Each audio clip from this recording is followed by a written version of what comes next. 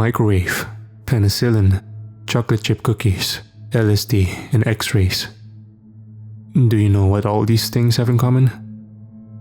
They were all invented by accident. Science doesn't always find what it was looking for.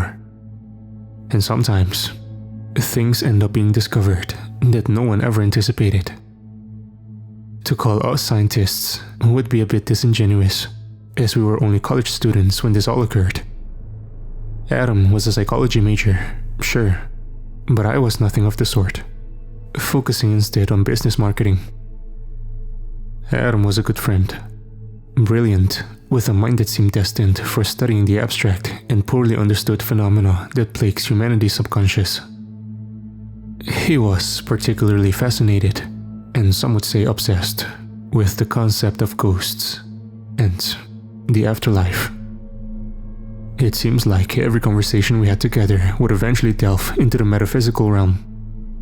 Now, I've never been particularly religious, and neither has Adam as far as I'm aware, but this made it all the more fascinating.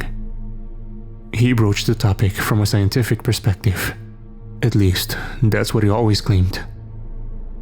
Sure, his biases helped influence his beliefs, as is true for any of us. But the way he explained it to me started making me view things in a very different light. He brought up the concept of shared hallucinations, a psychological phenomenon in which individuals would hallucinate the same or very similar things. There was a lot of overlap between schizophrenia and starvation-incurred mirages. But apparently, that wasn't always a necessity. Sometimes people would just see or remember the same thing, despite the reality being very different. The Mandela effect is a popular modern-day variation on this subject, or at least, some believe it is. It's still not a well-understood condition now, but back then, it was virtually unknown in the world of psychology. Adam's theory posited that these shared hallucinations were not the result of psychosis or delusion, but rather something he called a web consciousness. He gave the example of an experiment in which lab rats were conditioned to fear the sound of a bell. The rats would hear the bell ring and then be given a minuscule electric shock to cause them pain. Over multiple repetitions of the process, and the rats soon came to associate the ringing of the bell with pain, thus causing them to quiver in fear. Those same rats made it and produced a new litter, and that litter in turn did the same. The third generation of rats were then immediately quarantined from the others after birth, and when they heard the ringing of the bell, they also displayed signs of fear. Somehow, the grandchildren of the original rats who were subjected to the shocks were instinctively afraid of the sound of the bell, despite never having actually heard it for themselves or being zapped. This was theorized to be the result of genetic inheritance, in which the children would inherit certain personality traits from their parents, much like they would with genomes and DNA. Adam thought it was more complicated than that though. He believed that not only was their DNA passed down, but also fragments of their memories in what he described as the aforementioned web consciousness. He believed that each organism generated a certain aura, which could be subconsciously interpreted by other organisms. He compared it to how dogs seem to instinctively distrust some people, or how cats have been reported to act unusual before natural disasters strike. A sort of sixth sense, which allows them to be wary of dangers that they themselves may never have physically encountered. Adam seemed to think that shared hallucinations, reports of ghosts, and sightings of paranormal phenomenon were really just the lingering consciousness of something that had passed on. He thought this web consciousness was the leftover electrons from brains that had since been flung back into the universe when their original host had expired. What do you think consciousness really is? He asked me that one day as we sat in the library, cramming for upcoming exams. I thought for a moment, but realized I didn't really have a good answer for him. So I just shrugged. I think it's a trick question. I think the question is the answer. Being aware of consciousness is in and of itself consciousness. I was then suddenly reminded of the famous quote from Latin philosopher René Descartes. "I think, therefore I am." Adam snapped, and a smile grew on his face as he pointed back to me. "And it's as easy as that."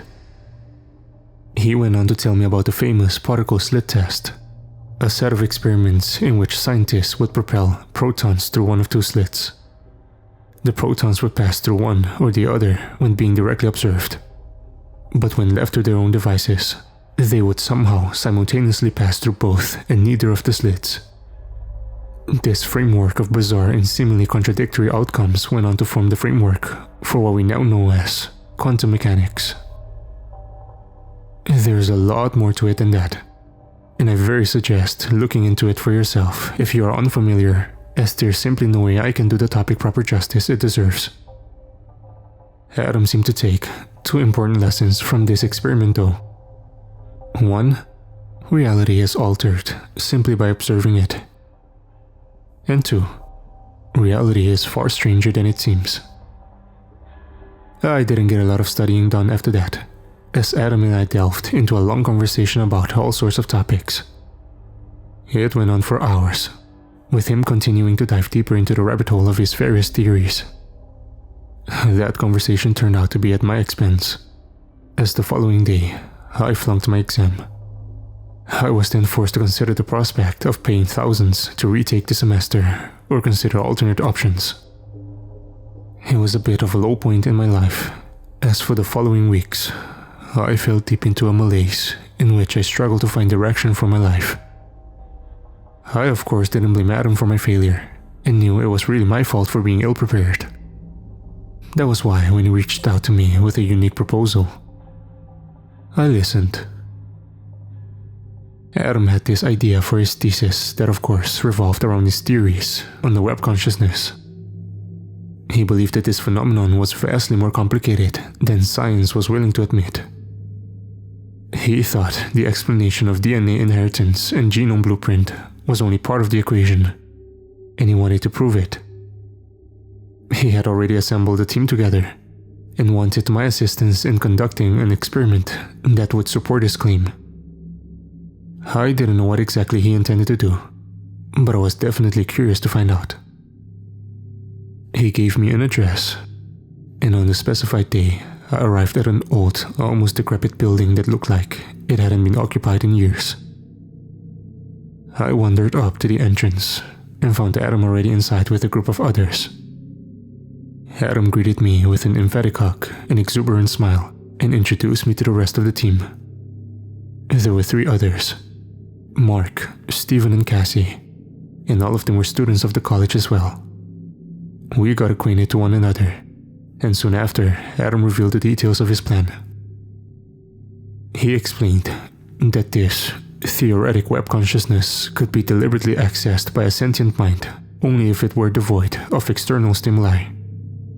His belief was that the corporeal inputs clouded transcendental cognition.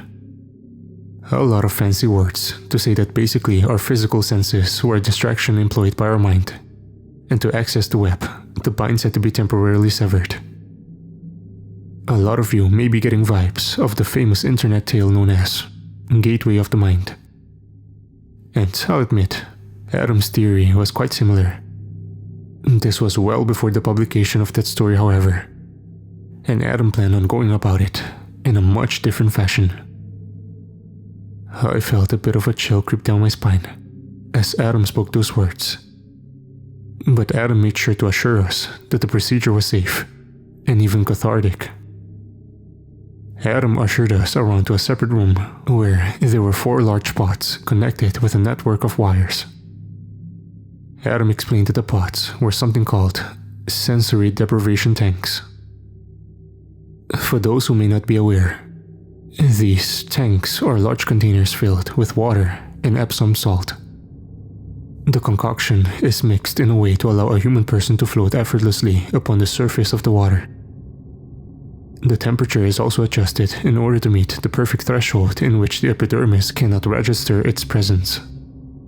They are also sound deadening and completely devoid of light.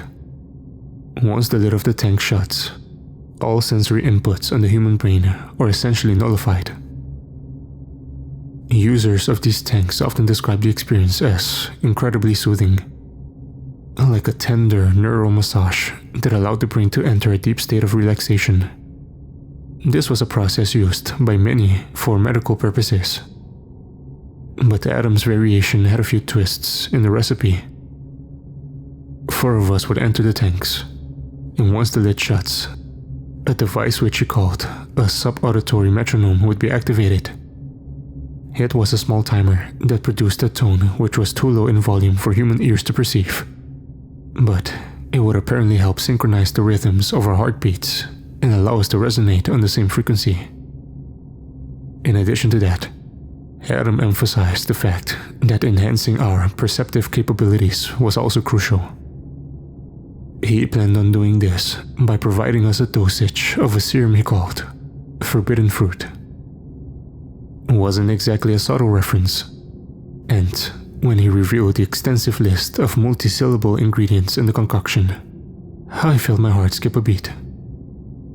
I can't recall all the ingredients he used to make it, but there was one which I do remember: dimethyltryptamine. Most people know it simply as DMT, and it is one of the most potent hallucinogenic substances known to man. Adam expressed that this particular substance was a way of jump-starting the psychokinetic abilities of the pineal gland. I realize now how batshit insane all of this may sound, but at the time, it made sense to us. If I'm being honest, I didn't expect anything to actually come of it. I was just looking to have a good time. All in the group, aside from Steven, who was there only to supervise, were very well versed in the usage of hallucinogens, myself included. Just name a drug, honestly, and I can bet you that I've tried it at some point. That may be another reason why I flunked out of school, but that's beside the point. I had heard of DMT before, but had never tried it. We all thought that if nothing else, this would be a fun and unique experience in the realm of psychoactive experiences. Looking back, we had no idea what we were signing up for. And I still don't think I fully understand the ramifications. Steven was an aspiring neurologist, and as such, he was quite knowledgeable in cognitive processes. He and Adam had hand-built an array of neurotransceivers and the correlating computer equipment to archive the findings. I have no idea how Adam managed to fund, let alone acquire all of the gear. But at the time, I didn't think to question it. Next thing I know, the 4 of us are getting suited up with wires, harnesses, and patches before entering the designated tanks. The first time, we decide to forego the use of Adam's forbidden fruit in order to acclimate to the tanks. I got into mine, and was kind of amazed at how my body just floated effortlessly on the surface. After the lid was shut, it became so dark that I couldn't see my hand an inch in front of my face. I maneuvered around a bit until I felt comfortable. I couldn't see or hear anything, and after floating motionless for a while, I couldn't feel the water anymore either. I then felt my mind enter a deep state of zen, where all of my worries just seemed to fizzle away. All the stress of finding a career and paying off my student loans just simply vanished. It was like the world beyond that tank had just ceased to exist. The longer it went on, the more my mind drifted. Spiraling cosmos of fantastic stars and galaxies swirled in my mind. Serene rivers poured forth, as my subconscious envisioned realms of animals and nature living out their lives free from the petulant worries of society. It was beautiful the first time, and the 15 minutes just flew by in what felt like seconds. I exited the tank, feeling really good, inspired, and at peace. I could tell by the smiles of the other group members that they were in a similar tranquility. It was just a pure earth and serenity. Stephen confirmed that his equipment was functioning effectively, and we couldn't wait to take a second trip into the tanks. We ended up doing it 2 more times just to ensure we were accustomed. We rounded out that first day just talking about the experience and getting to know one another better. The others were a very lively, free-thinking and intelligent bunch, and I felt myself connecting with them from almost the moment we first met. The second day came, and we really got down to business. The procedure was the same as before, only this time, we ingested a moderate dose of Adam's drug. I was a bit nervous, and it was my first time trying the substance. But Adam insisted he had done it countless times before, which put my mind a bit more at ease. Most people smoke DMT to extract its effects, but that wasn't really an option in our tanks. To combat that, Adam and Stephen had developed another, more direct method in the form of patches that would be placed upon the skin.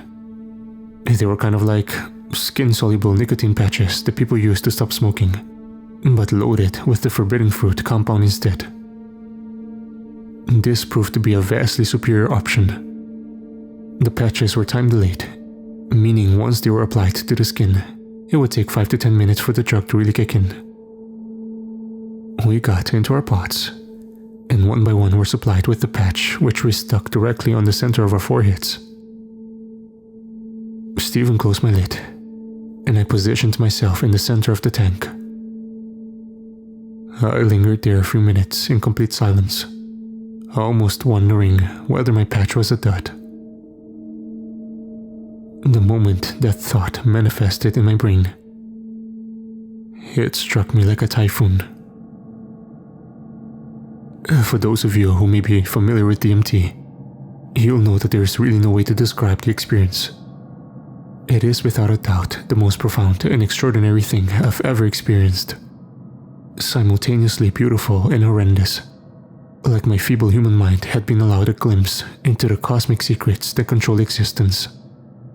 It felt like my entire life had been spent without the proper tools to experience reality. Like a blind, deaf, and mute person finally stricken with all those capabilities at once, and increased by a magnitude of billions.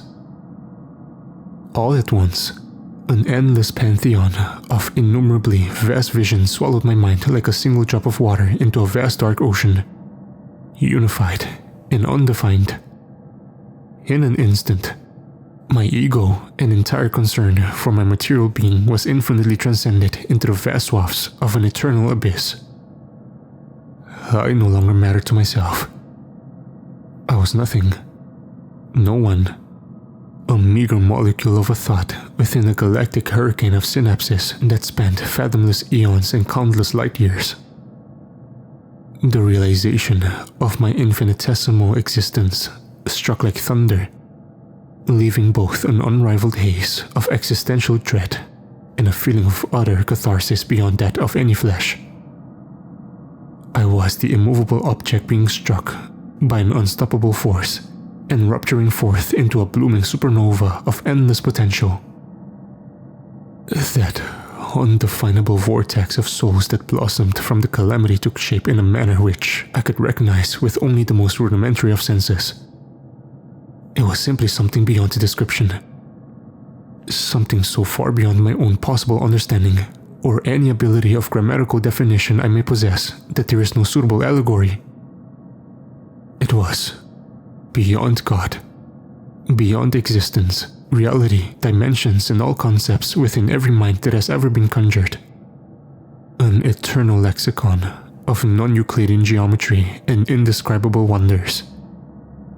The only possible modicum of description I can apply to it is to simply say that it was everything. All things that were and all things that would ever be. I was suddenly catapulted by some unknown force through the dust and ashes of the glowing ethereal void. Time no longer had any meaning, as in the moment I understood that this was all there ever was. An unending canopy of existence that had molded everything from the massive, hypergiant black holes to each single atom that composed them. I wish I possessed the ability to properly articulate what I experienced, But such words and concepts do not exist. It is not something which can be adequately told, only experienced. A sudden flash blotted out everything, and I felt myself awaken in the body. Cacophonous blasts of metal and gunfire illuminated ashen skies with sparks and cinder. Men in filthy trap uniforms scurried around the trenches surrounding me, doing all they could to hold off the onslaught. Bright red swastikas dawned on their arms and unified them as brothers on a last stand. I felt a rifle in my hands and smelled the sulfur burning in the air. A cold rain dumped a torrent upon us, joining with the barrage of mortars, bullets, and shrapnel. In the distance, I saw the silhouette of men, and above them, planes barreling towards the decrepit compound which I found myself within. I understood then. That was the moment I died. The jets belched forth a hailstorm of bullets, all but eviscerating the compound in which I dwelt. I saw the men around me, whose names I knew, and faces I recognized being shredded by molten lead in ravenous flames. They screamed and writhed around as they were eviscerated like fish in a blender. I then felt an impact tear through my neck, and my head slumped to the side. I felt my mind grow weak, and pain greater than any I've ever known constrict me. I collapsed to the ground, face pointed skyward as the breath left my lungs for one final time. The pain was immense, but then it faded away. Greg? Greg, can you hear me? A faint voice echoed through the darkness. They repeated the question again, and I felt the touch of someone against my skin. Slowly, my mind coalesced, and the room around me became clear once more. There, I saw Adam and the others staring back at me with concerned looks. Are you okay? Adam asked. After the subconscious onslaught that I had just endured, there was only one way I could think to respond. Holy shit. They told me to take it slow as I exited the tank, but I couldn't stop my mouth from moving.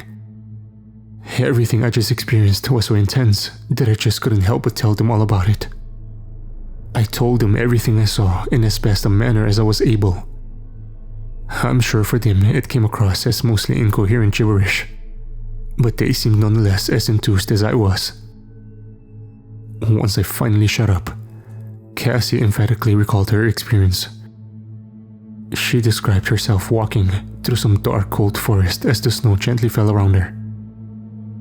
She mentioned seeing carvings on the trunks of trees and strange ornaments hung in the branches that whistled as the wind blew through them. Somehow, she said she knew where she was going and that she was in danger. Wherever that was, she was struck through the chest with something sharp before she could reach it, and woke up. Mark had another fascinating story to tell, about him traveling through an expensive desert on a moonlit night.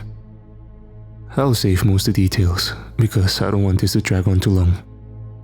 But rest assured, his story was every bit as detailed as mine and Cassie's. Adam really didn't say much about his experience, but there was no hiding the smirk on his face. He and Steven seemed content to listen to the rest of us and absorb all they could.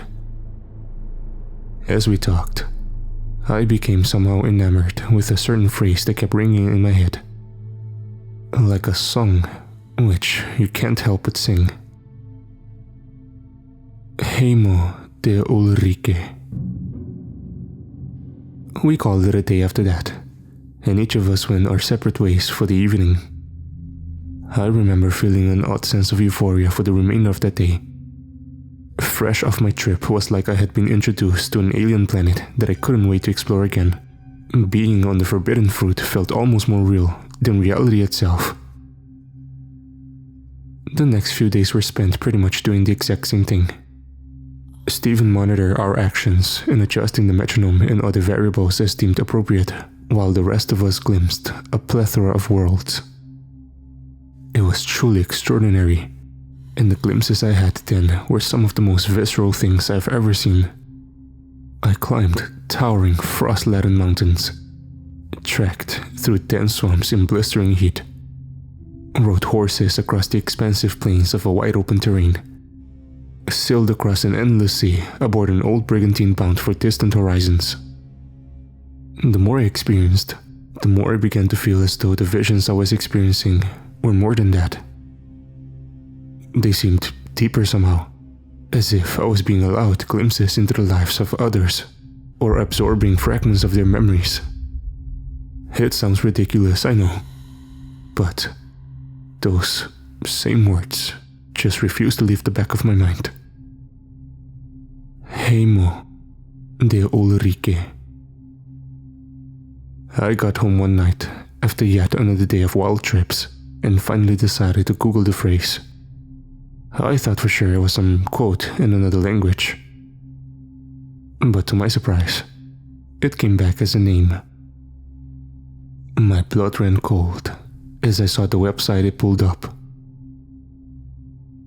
The link rerouted to a page titled something about the known identities of soldiers enlisted in the 3rd SS Panzer Division, Totenkopf, known colloquially as Death's Hand. They were one of the 38 divisions of the Waffen-SS under the command of Nazi Germany during World War II. These were some bad dudes, responsible for numerous war crimes perpetrated for the Nazi regime primarily in Poland. They are well known for their brutality, having been responsible for numerous massacres of Polish civilians in and around Warsaw. They controlled the capital of Poland for nearly the entire duration of the war, and were finally removed only by a combination of Soviet forces, along with rebellion of Polish citizens in the Warsaw Uprising. It was in this battle in which I found the name Heimo de Ulrike. He was a low-ranking soldier enlisted in Totenkopf, and was apparently killed via airstrikes in the Warsaw Uprising. Goosebumps sprouted on my arms as I realized his death was eerily identical to the vision I experienced. I didn't know how to explain that. Before this all began, I had never heard of Totenkopf or any of this. As far as I'm aware, I've never watched any documentaries about it or read any books on the subject. What I'm trying to say is that there's no real explanation as to how my vision was so accurate, and how I even learned the name Heimo de Ulrike in the first place. I planned on telling Adam about what I'd learned, but didn't get the chance for some time.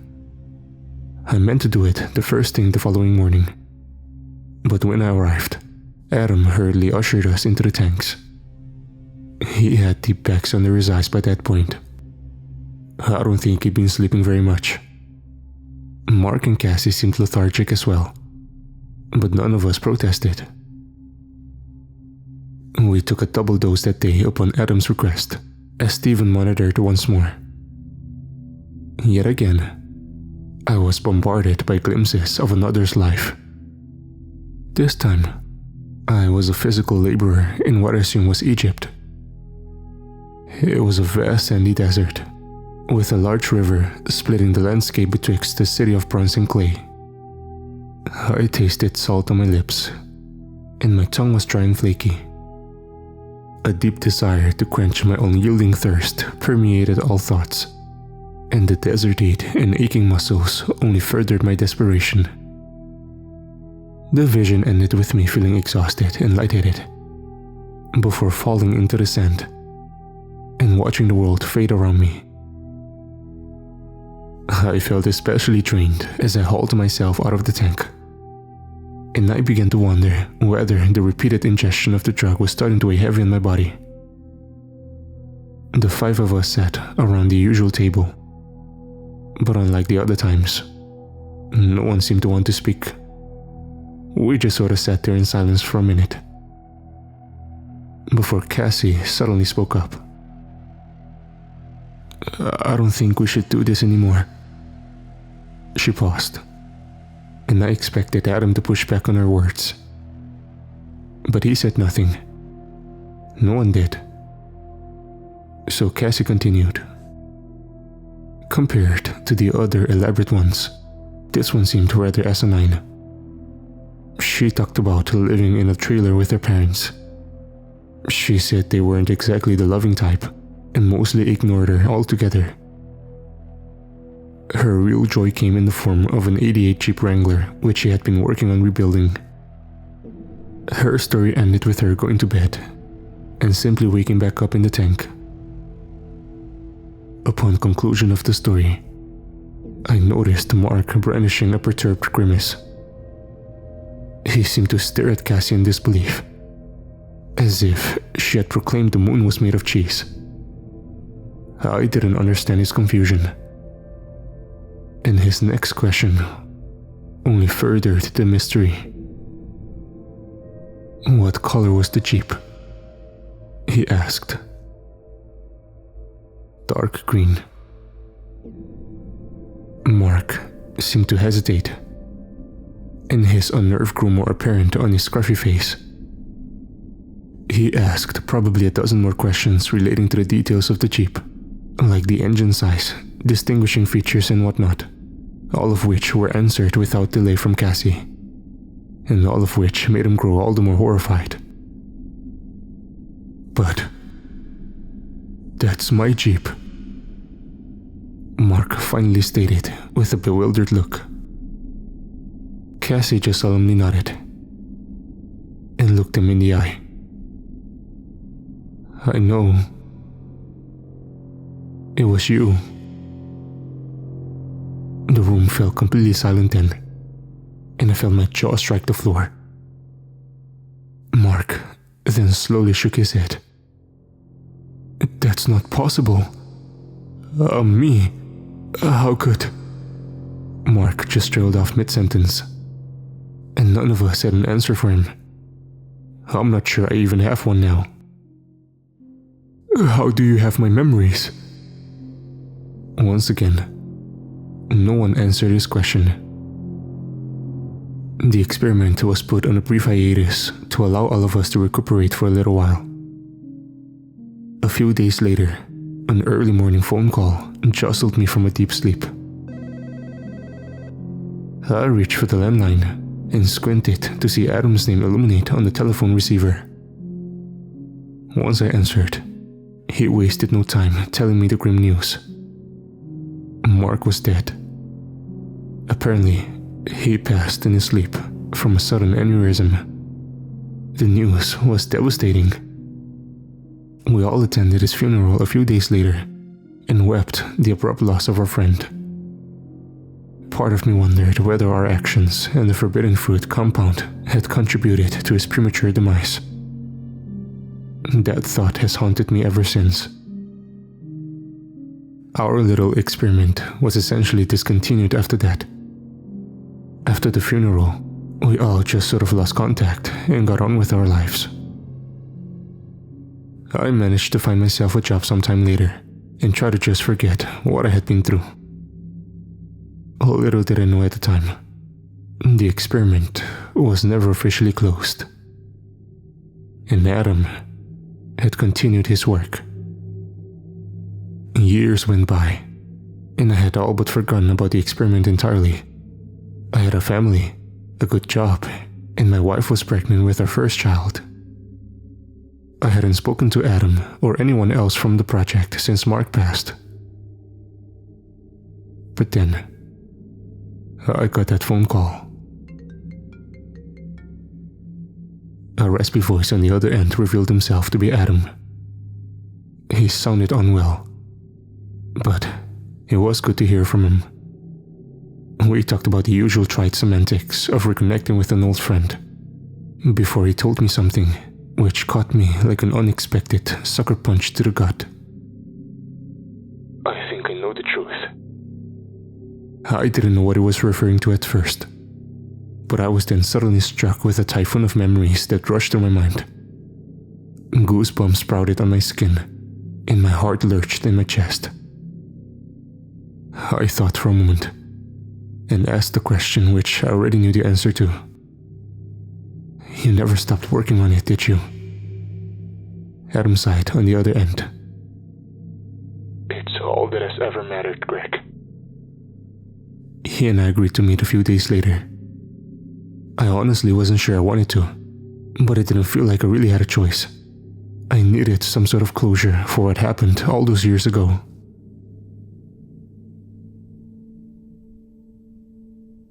As the sun hung low in the sky,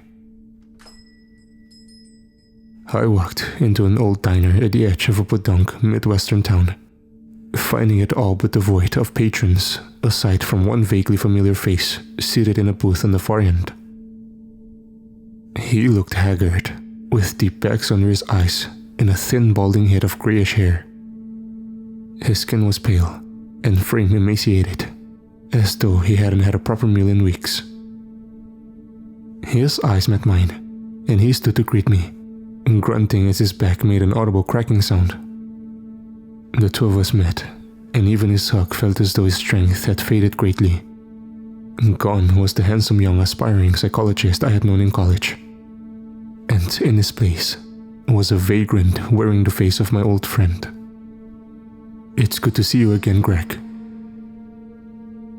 We spent a few minutes discussing the unimportant details of our lives as the waitress brought us some fresh coffee. I asked about Cassie and Steven, but Adam admitted he had lost contact with them years ago. We both knew why we were really there, and after a few minutes meandering around the topic, Adam finally just spit it out. I think I know what happened to Cassie and Mark. Adam then explained that he believed that our little journeys had given us glimpses of alternate lives. The visions we experienced were more than that. They were memories of lives we had lived before. A normal person would have been skeptical of that answer.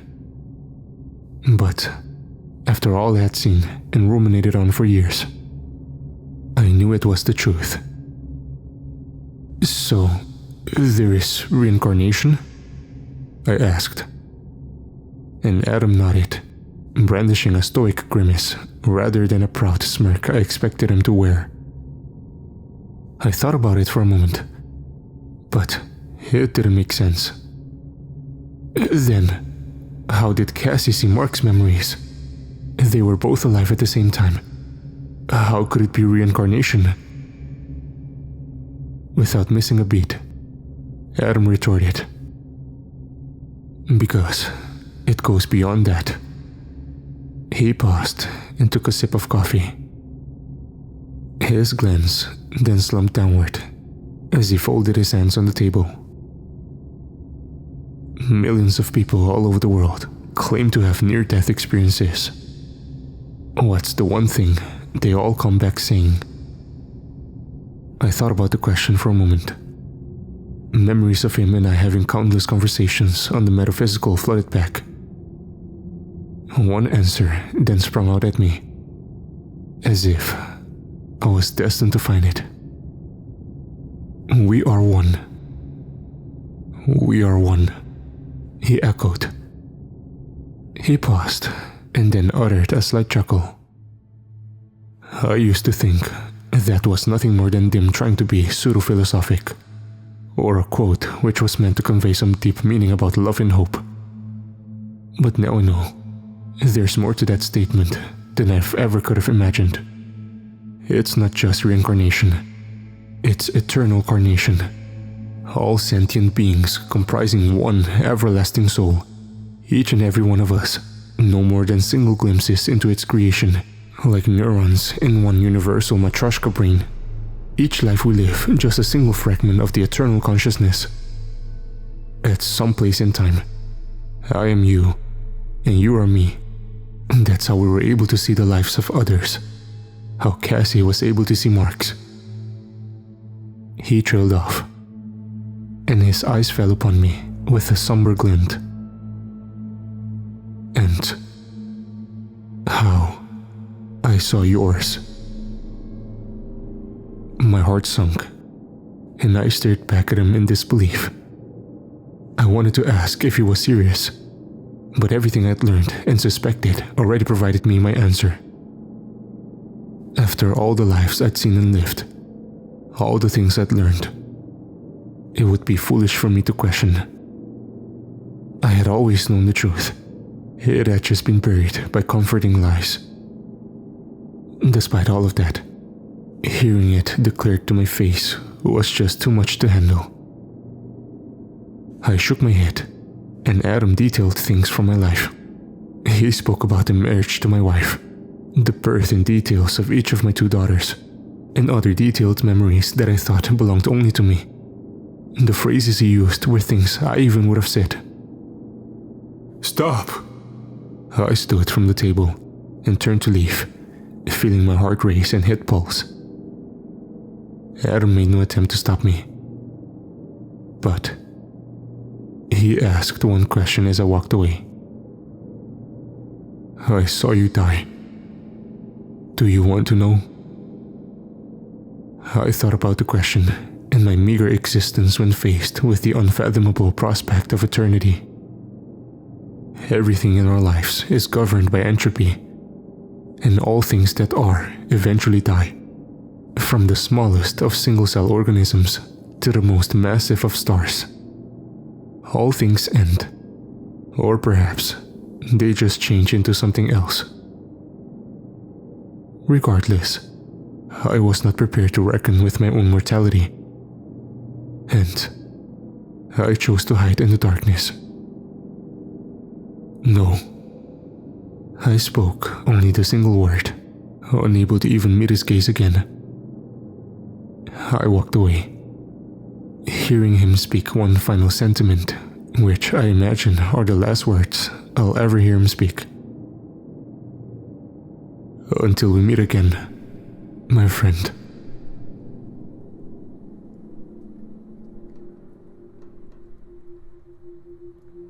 That was almost 15 years ago now, and I have pondered these things ever since. There's a lot I don't understand, and a lot of questions I still have. But I suppose that's no different from the way my life has always been. Some questions are just never meant to be answered. The greatest philosophic conundrum in my mind will always be, why is there something instead of nothing? Why does anything exist? There had to be a catalyst, a spark which burst into the inferno that birthed existence. All these religions and great thinkers claim to have the answer in one form or another.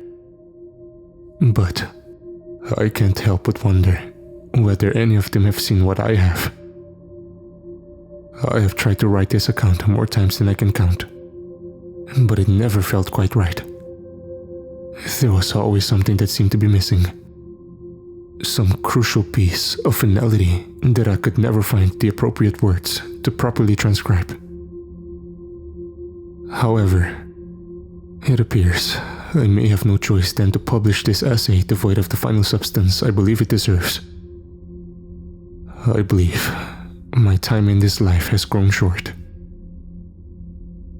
I received a bouquet of flowers the other day while at my office.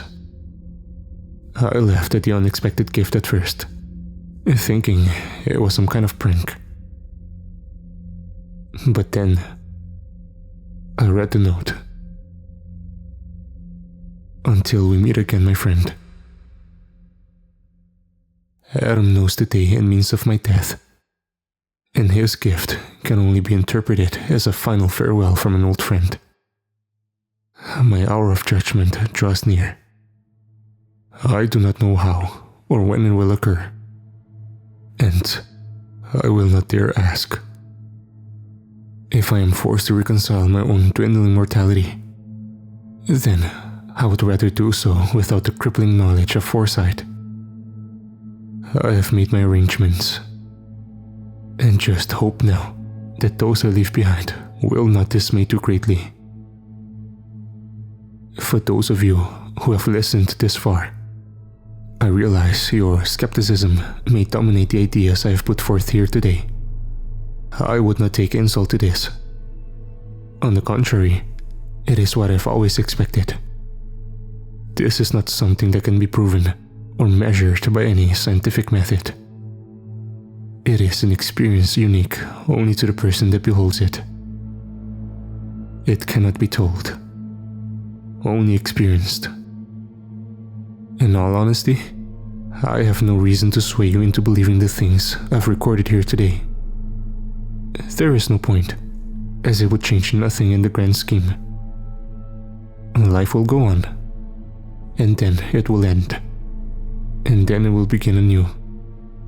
This is our fate, forever and always a part of one infinite whole that diverts and twists through all iterations. We are one. The idea of eternity has always terrified me in a way I don't know how to convey. The thought of going on and on forever and ever until the end of existence itself is almost maddening.